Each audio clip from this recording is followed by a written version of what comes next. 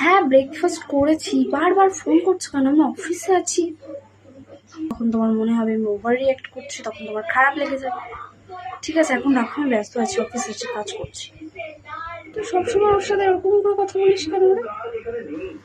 ও তোর কত কেয়ার করে, কত তোর খেয়াল রাখিস, টাইমে টাইমে খোঁজ নেয়। সবাই এরকম করে না রে। আরে কেয়ারিং না, এগুলোকে টক্সিক বলে।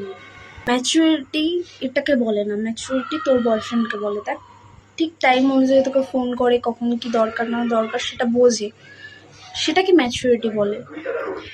হ্যাঁ, হয়তো ঠিকই বলেছিস, আমি হয়তো একটু বেশি ওভার থিঙ্কিং করছিস। হ্যাঁ, ওকে একবার ফোন করি একটা। আচ্ছা ঠিক আছে, কর।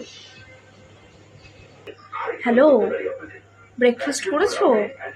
হ্যাঁ বলো। হ্যাঁ আমি বিজি আছি।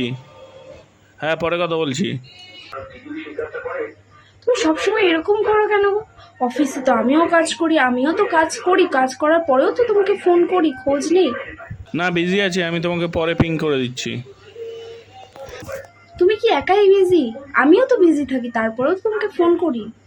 বিজি আছি, আমি তোমাকে পরে পিং করে দিচ্ছি। আসলে ওটাকে টক্সিক বলে না, ওটাকে কেয়ারিং বলে। সবাই পায় না, তুই পেয়েছিস। আর অবহেলাতে যখন সেটাকে হারিয়ে ফেলবি, তখন বুঝবি যে সবাই চাইলেও পায় না। প্রায়োরিটিটা খুব ম্যাটার করে, বুঝলি? সবাই সবাইকে প্রায়োরিটিটা দিতে পারে না। আর যে পায় না সে সবসময় খোঁজে, আর যে পায় সে সবসময় অবহেলা করে। আর অবহেলা করতে করতে যখন জিনিসটা হারিয়ে যায়, তারপরে সেটার মর্ম বোঝে। চলে আসলাম।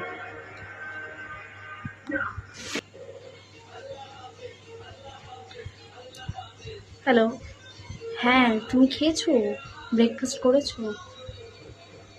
হ্যাঁ, আসলে না না, ঠিক আছে, আমি এখন ফ্রি আছি, বলো। হ্যাঁ হ্যাঁ, তোমার শরীর ঠিক আছে তো?